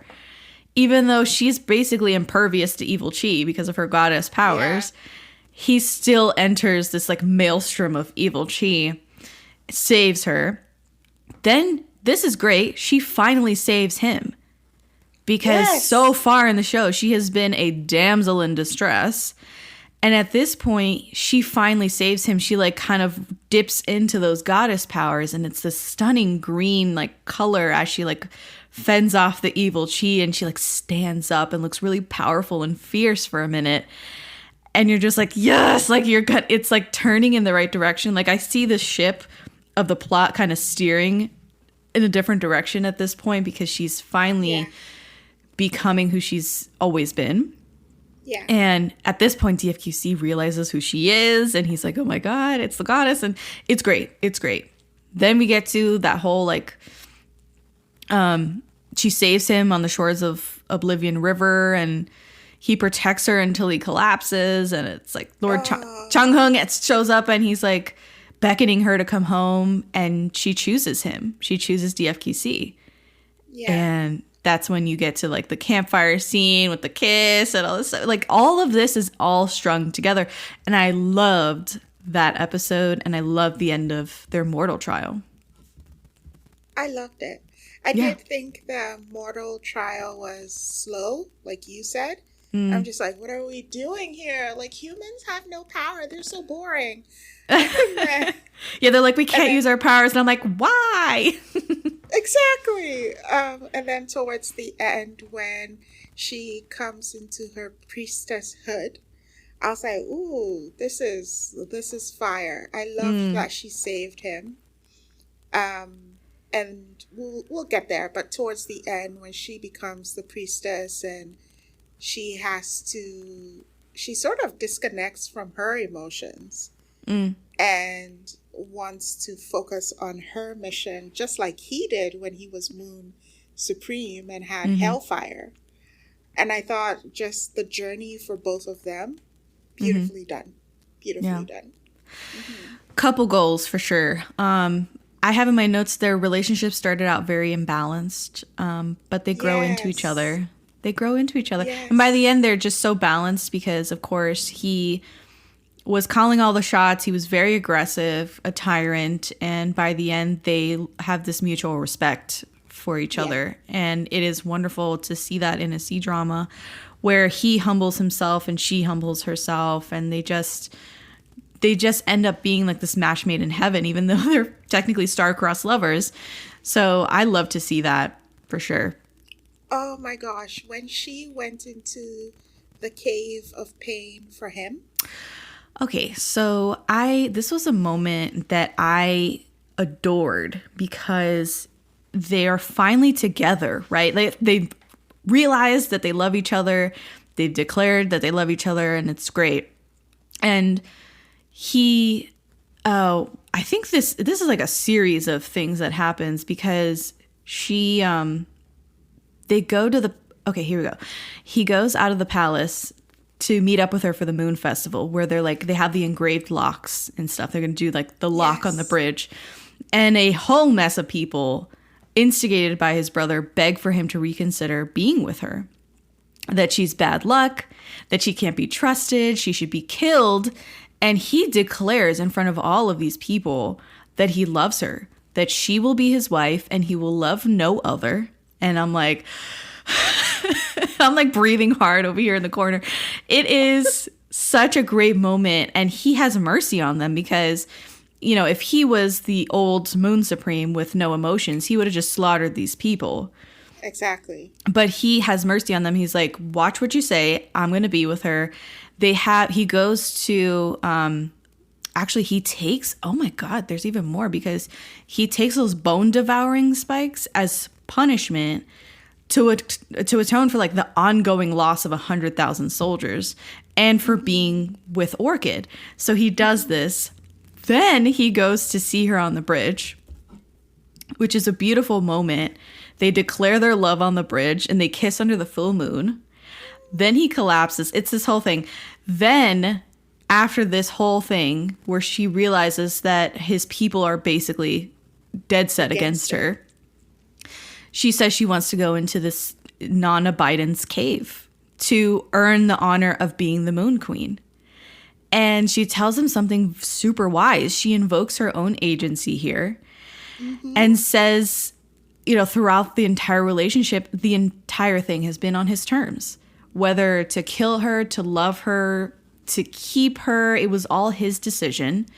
But now that they're about to become husband and wife, like that should change. He needs to respect her decision. She says things like there's no hierarchy between a couple. And no matter what, we have to bear it together. What happens, we have to bear it together. And I, like, all of this is amazing to me that she recognizes, like, it's in the script. She recognizes that it's been imbalanced. Their relationship has been imbalanced this whole time. And despite all that, she realizes that she needs to, just like he's been doing on and off for her throughout the show, kind of take a hit, like suffer for their love to be, you know, bona fide. And she chooses to undergo that trial, suffer pain. And she knows that in their culture, they value respect, and they value and respect power. And she has to earn her place by his side, fair and square, no assistance from him. And I love it. You know, of course, he doesn't want to let her do it. He won't subject her to torture. She says the entire relationship is basically come to this. And she wants to prove herself to his people. And she knows the significance of the act. She wants control over this one thing. And it's fantastic. I love this moment. And of course, I love the moment that he doesn't drink the tea. I was just going to say that. Yeah. What else do you want to say? That he goes through it with her. You know, he chooses to also go through the torture with her. Couple goals for real. Oh my God. Through thick and thin, sickness and health, all that jazz. Yes. Everything. I feel like if she were giving birth, okay, he would be feeling the same. Like he would feel the pain too, right? Instead of being, ooh, I don't like, no. Like he would be present, which I really respect about him. The same way she was trying to gain respect of her people. I'm glad that he did not drink the tea and went through it with her. It's poetic. Oh my God, it is. It's poetic. I guess we can segue into moments that broke you into little pieces. So there's like a lot of scenes here, but I think that the one that broke me into pieces the worst was both of their goodbyes. The first one was Orchid's goodbye. She sacrifices herself. And I was a wreck. Like when she tells him not to cry and to smile and like takes her little bloody fingers and turns up the corners of his mouth, just like they had done before when she was teaching him how to smile. And like that completely sent me. I don't know if you had anything to say about that goodbye scene. The entire sequence was stunning and well edited, well acted. I was telling you, what? His what? His pain. His pain. The anguish. It's anguish. Like you just. And I was watching, talking about anguish, the behind the scenes footage of them filming the scene, and I sent it to you because I was like, you got to see this. And the scene is really well acted. He's giving it so much. He's screaming and hollering and like throwing himself on the ground, and really a lot of physical kind of exertion here from Dylan. And when the director yells cut, he's still on the ground. And he's like inconsolable on the ground, really tired looking, and just, he gave it so much. Esther Yu has to come over and kind of knock him out of it, get him back to a place. And yeah, she's like, you know, she takes his hand and she's kind of like wiggling it and like, oh, come on. Like, you know, she's patting him on the back, and he finally sits up on the stage, and she's telling him like, you know, don't worry, I'm alive, I'm not dead, and comforting him in such a raw way, because they just went through this whole scene in sequence, which is kind of odd. You know, in regular filmmaking and in the West, you have movies and TV shows shot out of order, and then of course when they edit it, they put it in order. in sequential order. And they did this completely in order from the time that they're like crawling in on the sand dunes all the way up to he loses her. It was shot in order, it looks like. And so, I mean, it was just a crescendo of emotions, and he looked devastated. He really did. Great actor. I was sold. I don't know. People, death is not cool. Simply. Yeah. It's not cool. Something about his acting, which I thought was really sad, was in one of the interviews, he said, "I'm really happy that people are so enamored with the show.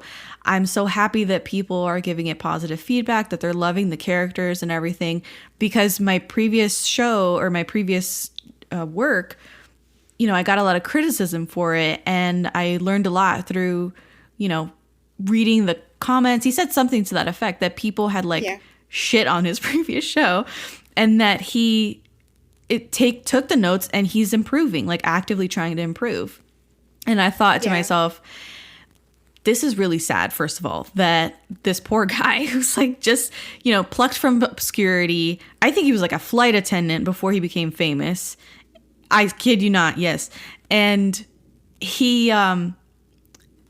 learning, but like trial by fire, because, it's not like he took acting classes and now he's in a professional actor and stuff. Like, no, he was like a model, like a nobody. And now he's this great actor. And I just felt terrible, because I feel like sometimes I contribute to that too when I'm reviewing dramas and I'm like, this sucked, I can't believe, like whatever.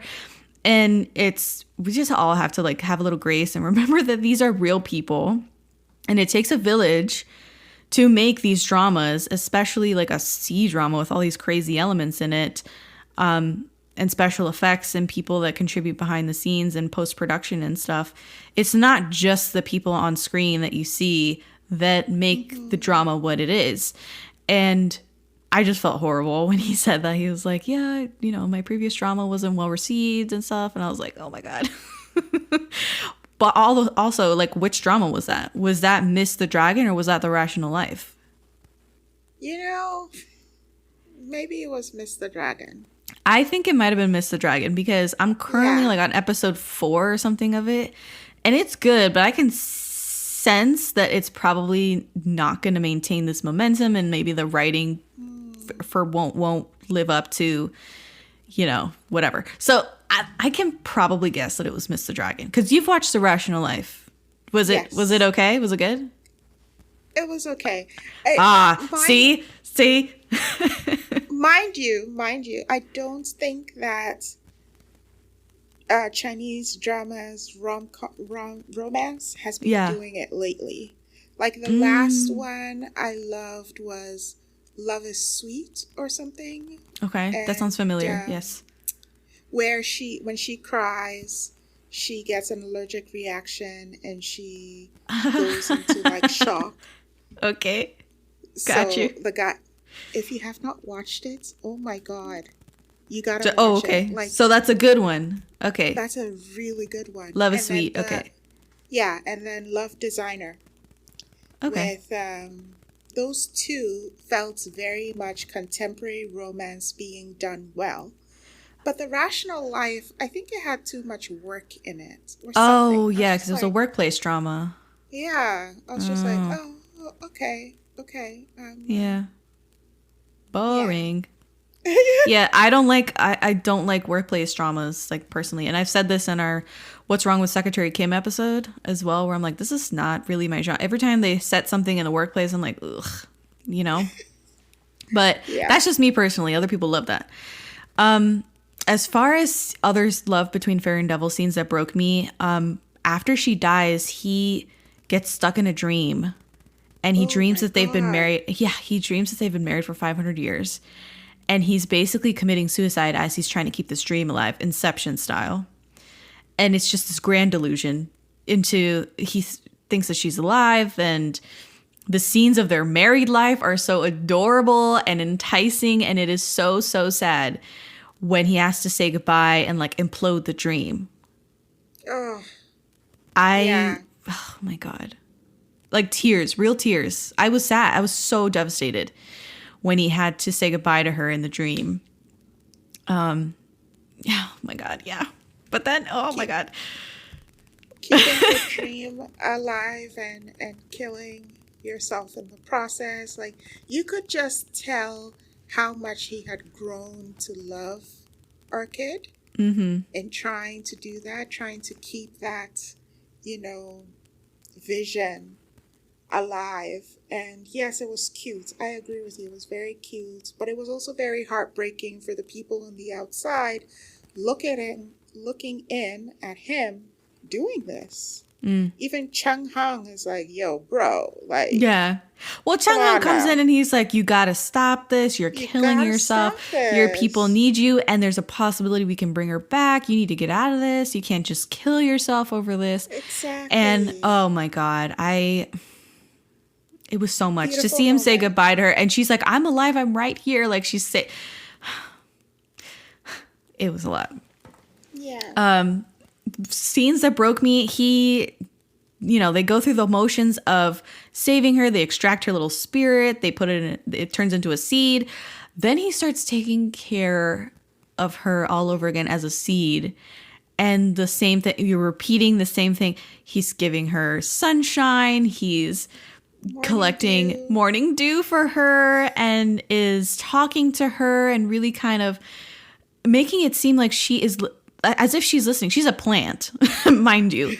But he's talking to her. He's like, I miss you so much. And like, just having conversations with this plant. And it's adorable. She finally turns back into human form. And you see her talk. She doesn't remember him. You see her talking with the great turtle before she turns back into her human form. And she's like, yeah, I understand that, I have this grand purpose and I can't succumb to my feelings and indulge in love. And the great turtle's like, I'm so glad you understand this. You got a great purpose, whatever, and sends her back. Sends her back into Shishan, that town that she's from. And oh my God, when she turns around and she doesn't recognize him. It was like the air just got sucked out of the room. You know what I'm saying? And I expected it to. Like, obviously, she just went through this great transformation. She's now the goddess. And I fully expected her to have amnesia or just to forget him and their love and her time as Orchid. But when it really happened, when it finally happens on screen, I was like, oh, no. I know. It was brutal. It was brutal. And then him just sticking around and, like I said before, humbling himself. What did you think of him just saying, like, I want to serve you. I want to be your servant and stuff. And what did... it was very beautiful because here's someone who doesn't... He builds Arbiter Hall again. Exactly. Again. He builds the hall for her again, and she's walking through like she don't remember nothing. She knows damn well. She knows every fucking thing that happened. Yes. She's like, I love this place. And I'm like, no fucking shit. Yeah. And he's like, I just want to be near you. I just want to serve you. I'll just... that was such a beautiful string of words and moments to be like, I know you don't remember me. Just let me hang around. And it's so torturous to him too. Yes. To want to do that. Yeah. But he's just like, nah, I have faith. I think I can make her remember me. And I'm just, Yeah. He's repeating all these things that they had done and trying to jog her memory. It's brutal when he realizes that she's not Orchid. Yeah. Kudos to her for going through all those memories with him and still pretending like she can't remember. Yeah, she was good at that. She was like, there was no love in her eyes. You know what I'm saying?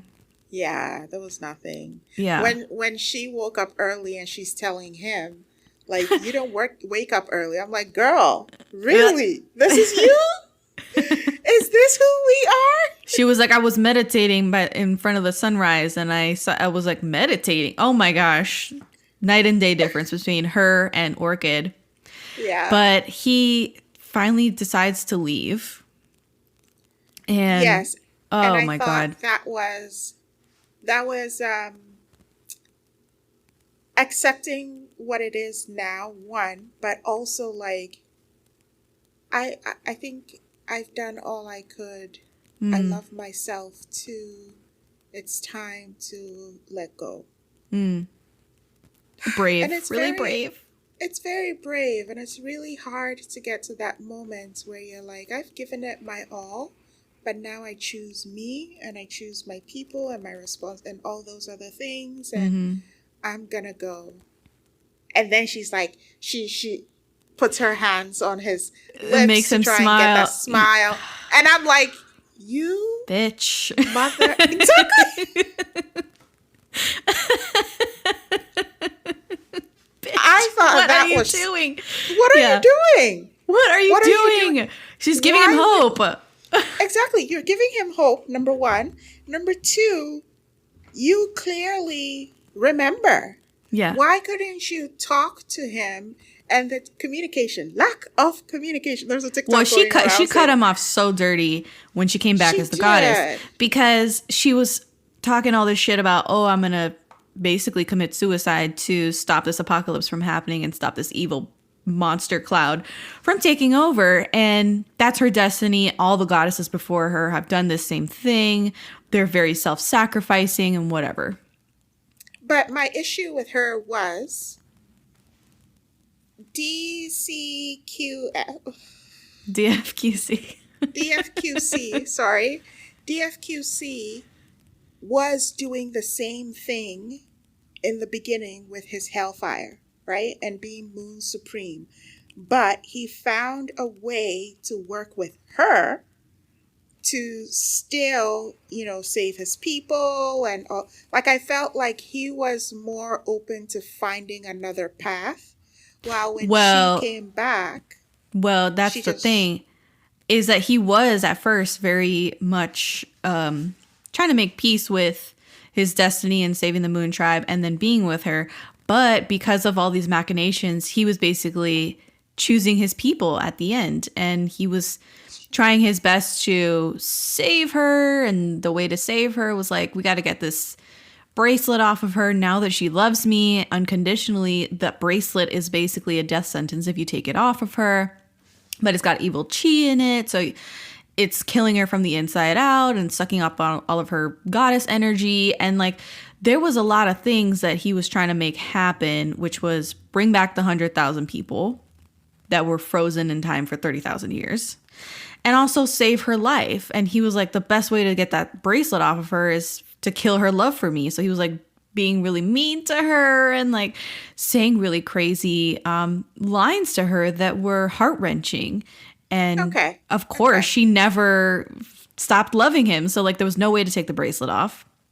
So then how can he unleash these 100,000 people without Lady Chidi's spirit and all this stuff to break this curse that she put on this battlefield? So I was like, all of these things taken together, like he basically did the best that he could, because he was trying to save her, but then trying to save his people. And ultimately it felt like he chose his people. I think as the audience, you're thinking, oh, he chose his people because he's being so insufferable to her and doing this 180, imprisoning her again and being kind of like his old self. Yeah. Versus the love-struck Moon Supreme, who is very in touch with his feelings. He was trying to, make her unlove him. And it wasn't working. It was a lot. But she doesn't go so far. Well, I should say she does go so far as the goddess, because she is trying to like shut down his feelings for her. Not in an overt way, like, talking to him in a certain way or being mean to him necessarily, but she was like, let's choose the path of least resistance. I just don't remember. I'm not Orchid, Yeah. So I think she chose a little bit more merciful route to try and get him to go away and maybe stop loving her and move on. But man, so it culminates into this bridge scene. They have like this bridge scene reprise where he takes her there to hang the locks. He's like, do me this one last favor. They go to the bridge. where they declared their love for each other. And he admits that Orchid is gone, that the goddess Jishan is not her. And it's this last bit of hope here because he wants to hang this lock with her name on it, because if you put the lock on the bridge, it means they'll be together forever. And so it was like this last ditch effort, this like superstitious effort. But she is not having it. She starts walking away, and he says, he starts crying. He's just crying on this bridge. And he says, I just want her to know that I'm not bad anymore. Oh. And that I said all these terrible things to her to try and get her to not love me anymore because of this bracelet and the magic of the bracelet. It was killing her. And she listens on to him like revealing this and also saying like, I'm not bad anymore. I'm not that person I was. And he's like, I want to tell her all these things. And she's there. She's listening to him break down and still decides to walk away and submit to her higher calling, and that the fate of the world is in her hands. And so she chooses the world over him. And it's heartbreaking. It is. Because she loves him. She's crying. She remembers. And still.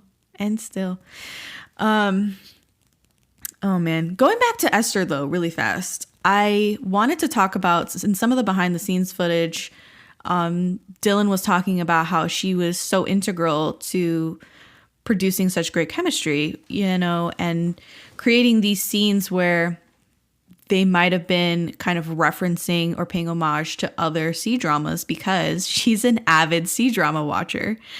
And she would read the script and come in and be like, oh yeah, this reminded me of this, and maybe we should try this, and bringing ideas to the table, and pulling things up on her phone and showing Dylan and being like, look, let's try this, or they did this, maybe we could try this, and being very proactive about setting up their scenes together. And it wasn't just the director who was kind of fostering their chemistry and their scenes. So I really wanted to just say that about Esther, that I think the importance of her and her creative contributions can't be understated, because we're talking about great chemistry. We're talking about great swoon-worthy scenes. It's kind of endless for us. But Esther was, she's one of us. She's watching C-dramas all the time, and she recognizes the kind of things that would make sense for the viewers and what we would appreciate, because she is a viewer. So yeah, I wanted to say that. I appreciate her love for the crafts, for sure. I think the only other couple that I had heard about this was, actually, I've heard a lot. Hyunbin and Song Ye-jin do that a lot in their shows, and they did that for Crash Landing on You and Alchemy of Souls. Because they were such a young crowd, they definitely got a chance to encourage each other to do things differently and try this instead and things like that. And Lee Seung-gi does that quite a bit too. So I think I love it when you see people really enjoying the craft and thinking about different ways to bring the plot alive, and it's beautiful. Okay, so we're now in the endgame episodes where DFQC decides to sacrifice himself, and there's the second goodbye that I referenced earlier. I could not function. I just couldn't, because it was like their wedding day. She was about to get married to Chang-hung. And again, Chang-hung coming in clutch, because he was like, I'm not happy about her marrying me, even though I love her and I do want her to marry me. It's not something that I am happy about, that I am gloating about, because she doesn't love me. She loves you. And what's worse is that she doesn't realize she loves you, and she doesn't remember her time as Orchid. Like, I want Orchid back. And he's very level-headed about it. Again, at this point, you kind of expect in a C-drama for him to be gloating, for him to be happy that he gets the girl, but it's not on his terms. It's not it's out of like necessity because of this whole like destiny that they have over their relationship. She needs to marry him to like unlock her goddess powers or whatever the fuck. So the wedding gets like interrupted because DFQC is in the middle of confronting this like evil cloud. What is it? Tianshan or Tiashan or something. I forget the name of the demon. Tiashan. Yeah. So she ends up on the battlefield with all of the fairy kingdom to try and stop DFQC, who, you know, he was initially trying to kill the thing using whatever is left of her spirit and powers that is like imprinted in his heart, which is, oh God, inside him from like their first encounter. Fine. So much symbolism there, but okay. So then he, I think the demon like distracts him with like saying like, I don't know what he said. I can't remember what it was, but it's an avenue. Yeah, it felt like the demon was trying to find cracks in his resolve. Yes. To have him backslide and say, yo, I can give you what you want. Like he was sort of an enticer or a mirror into the deepest desires. Yes. And so that's what he was trying to get at. Yes. So he finally did find a little chink in his resolve. And that's when he entered him and like possessed his body. They like became one. And it was this whole thing. He started, I mean, he was back with the white hair and like hovering over the valley. And it was like really cool to see. But yeah, she's back on the battlefield. The wedding is like interrupted. And she braves this maelstrom to get to him. There's this epic midair kiss when she finally gets to him, and she enters his like figurative heart to where she sees what's left of him, his tree, by his heart tree, and he starts begging her to kill him, to let him go, and she won't. And like the entire scene is so well done because, you know, on the outside they're still in an embrace, they're still kissing, and like all of a sudden she has activated her goddess power. She's like completely consumed in green like elemental like energy or whatever the hell, and then he suddenly is able to use glazed fire, and the whole like the heavenly realm is like, oh my God, this is like an ancient method that's been lost to time, and like only people with great love and compassion can master it. And so, you know, they're wreathed in like glazed fire and the green from her powers, and it's beautiful, beautiful scene. And then inside of his, you know, heart or mind, they're having this last conversation. And she, you know, she finally does. She like shoots him with her powers, and they start rising up. They start like rising up into the celestial galactic space, and it's gorgeous. And then, oh my God, then he like kind of comes to a little bit and like says goodbye, and then disintegrates. He just disintegrates right in her arms. Damn. I was devastated. I was forlorn. I could not be comforted at this point. I don't know about you guys listening, but this was another like moment where it cut me to pieces. And all that's left is like this little, what is it? That little piece that he had given her. Yeah. Right? A little piece of his heart, basically. Made from his blood or something. I don't know. A little memento left over. She takes it, and I love how she's talking with the brother later, and the brother's like, she asked the brother, do you believe in miracles? And the brother's like, I don't know.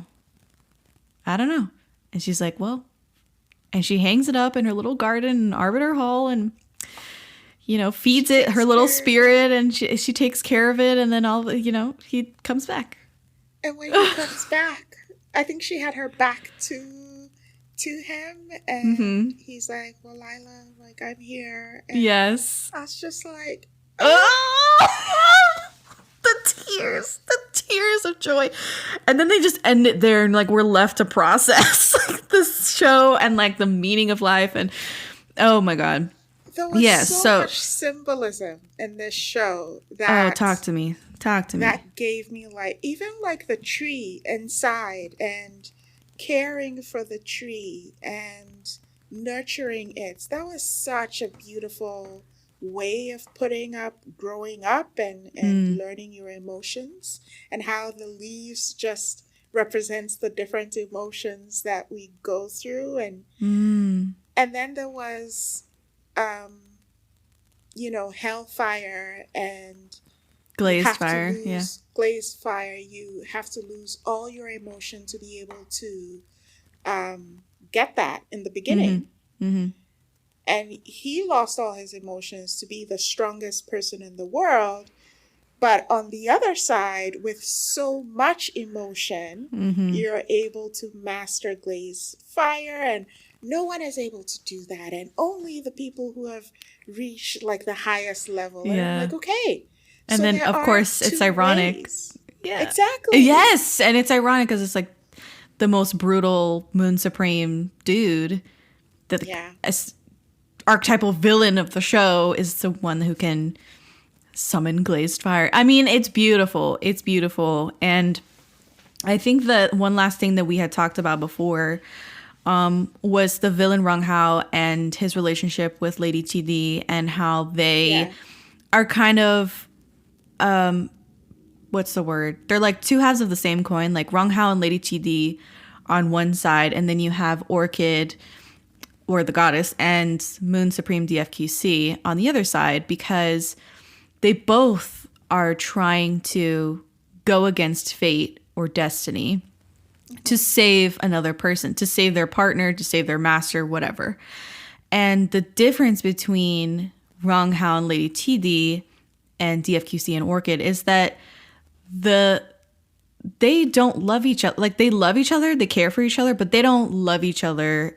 Rong Hao and Lady TD don't. But Orchid and DFQC do. They have this all-consuming love. And one thing that the real arbiter, said was that love falls outside of fate, which is why you have these destiny leaves that are so like buck wild. And that's what Orchid was saying. She was like, yo, why are these stories so wild? Like, these things are happening, these terrible things are happening, and these people like go through it. And she's like, well, it's not really part of fate's plan, but love intervenes. Love falls outside of fate. And that's why you have like this craziness happening. And I loved how, I think you mentioned this, how DFQC was the only person who could change her destiny. Yeah. Yes. Because that's what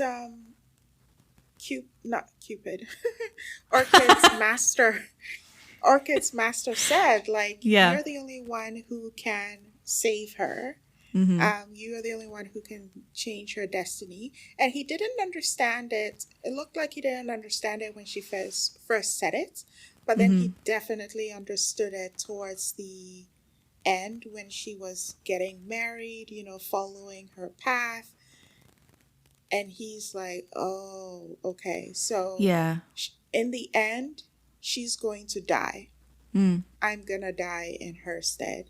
And that's, I mean, it's not ideal. I would love for both of them to live. And that's what we get in the end. But I was pleasantly surprised by the end when we had a happy ending.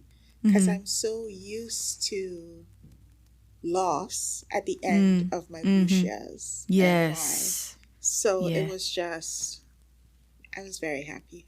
I was very happy as well. I was very happy they got a happy ending.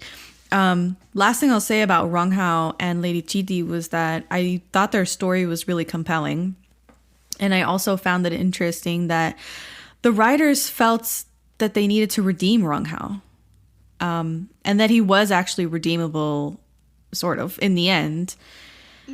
And you kind of end up feeling badly for him, and especially for Lady Chidi when she is finally resurrected and she has all of these she's tortured basically by the evil Chi and by what he's done and how he brought her back, and the way she begs for him to kill her because she's not the same. And he realizes that he got by the evil, Cloud Tianxian or something.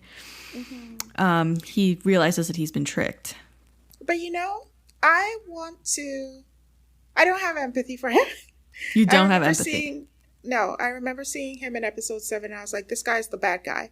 Because I don't think that he was even a good friend to Chung Hung.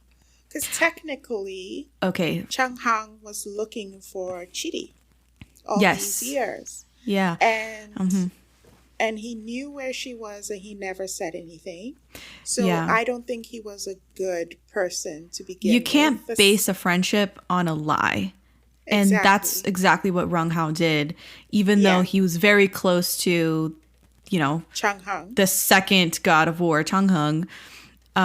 He was still withholding so much of what made him him, what made him unique, what his story was, and how he was so, I don't think, maybe devastated or empty, bereft after Lady Chidi died, and how he, had this grand plan to bring her back. All of this was not part of their 10,000 year relationship. I will say that I thought that they had a little bit of boy love vibes between them when they were interacting, especially like towards the earlier episodes when he was coming over to drink and they were like in the painting together and like riding this boat and just drinking, the two of them. I was like, this has a little vibe to it and I can ship them easily. Hold on. I have a question. Yeah. In that time, did Chung Han know that Rung Hao's master was Chidi? I can't remember. Okay. I think that's a... think so. If he knew... I think so. Then I would expect him to also get upset and angry at Chung Hung for liking Orchid, right? Like, you're betraying my master. But there was none of that. It clearly told me that Rung Hao did not care for Chung Hung. And that's something that... Okay, I think that's a little far-fetched. I do think that he cared for him, especially because he saved his life when he didn't have to. True. And he knew that there was like beef between them, that he was in the wrong, that he was killing people left and right to create evil chi, that he was like doing things against heaven's plan, and that he was the villain. Like, Rung Hao knew he was the villain. You know what I'm saying? Some villains don't think they're the villain. He knew he was a villain. That's true. He knew he was a villain, and he was concentrating on getting Chidi back. I guess he made more efforts than Chung Hung to bring Chidi back. But I just feel like overall, I think that Chidi and Rung Hao failed in their training. Because I feel like as a master who's teaching, you have to understand evolution and acceptance and fate and all of that. And I don't think he learned that from her. Got you. Yeah. She was like, what are you doing? And, she was talking about you're devolving into your basest human instincts here and wanting to save me and keep me alive. And he was like, well, I don't care. Like, fuck the world. I want you back. And she was like, the only time I ever like succumbed to human emotion or feeling was when I saved you. And that was really sad and wrong. And she went to the arbiter and was like, can you save this boy? And the arbiter was like, I can, but are you okay with being an agent of evil in the future? And she was like, yeah, sure. Everything comes at a price, and the price of their bond was too much. That was like so many people were murdered, and they weren't the same. Like, even she was like, your music has changed. You're different. Where's the purity in your music, and where's the purity in your fighting ability? Like, what happened to you? Anyway, I think I have come to the end of my notes. Did you have anything else you wanted to add about Love Between Fairy and Devil other than it's life-changing? Definitely go watch it. I'm so sorry if you've listened to this far and you have been spoiled. I it's better than how we explained it. Please go watch the show. Yes. But Carol, what is up? At last thoughts, final thoughts. Final thoughts. It was a great drama. It was a great ride. I'm excited to see what both leads do next. I'm going to watch the next drama today. Okay. I'm going to get my hair done, so I got to download episodes and I watch. got you. Yeah, I loved it. It was I good. loved it. Yeah, Mount Rushmore. Yes. Yeah. It is up there. Yeah. It's up there for sure. It's up there. It's really good. 2022 for sure. Ooh, all right. Carol, thank you so much for coming on this episode. Thank you for making the time, for being so gracious, and even suggesting that we do this episode. I have had so much fun watching the show and so much fun talking with you online and offline. I can't believe that we actually covered a C-drama on the regular Daebak feed. It is a long time coming. And it's kind of like in between seasons. Like it doesn't even fit. It's like a special episode, but I'm so glad I shared it with you. Where can we find you online, Carol? You can find me at Kdramatics Club on Instagram and at Carol Markway also on Instagram and on Twitter. I just hang out online, do reviews when I can, and I'd love to meet everyone too. So thank you so much for having me. I'm so glad I was your first C-drama Yes! guest. Hopefully I come back. And, yes. Thank you. Thank you. And if you want more Carol, definitely listen to our Search WWW episode where we reviewed that show with Bemi as well. Bemi's a trip. So if you want to know Carol's background in K-drama and some other suggestions from her, listen to that episode. It's amazing. So I think that's been our show. I'm Jessica, and this has been the Daebak K-Rambles Podcast.